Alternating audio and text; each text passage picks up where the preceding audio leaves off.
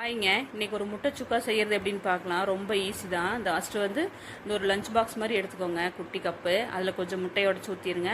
Pepper உப்பும் போட்டு நல்லா மிக்ஸ் பண்ணிடுங்க. ஒரு இட்லி பாத்திரத்தில் வச்சு நல்லா வேக வச்சுருங்க. ஒரு 10 to 15 மினிட்ஸ் வெந்தால் போதுங்க. இந்த பாருங்க நல்லா வெந்துடும். இந்த சைட்லலாம் கத்தியில் எடுத்து விட்ருங்க. எடுத்துகிட்டு இந்த மாதிரி குட்டி குட்டியாக பீஸாக போட்டு எடுத்துருங்க. ஒரு பேன் அடுப்பில் வச்சுருங்க. எண்ணெய் ஊற்றிடுங்க. நல்லெண்ணெய் ஊற்றிடுங்க.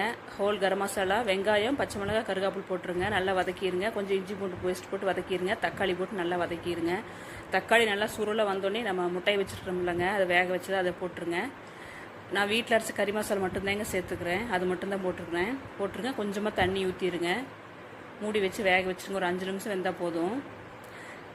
லாஸ்ட்டாக கொஞ்சம் கருகாப்பித்தலை, மல்லித்தலை தூவிடுங்க. அவ்வளோதாங்க நம்மளுடைய முட்டை சுக்கா ரெடி. தேவைப்படுச்சுன்னா நீங்கள் கொஞ்சம் லாஸ்ட்டாக பெப்பர் அப்படியே தூவிக்குங்க.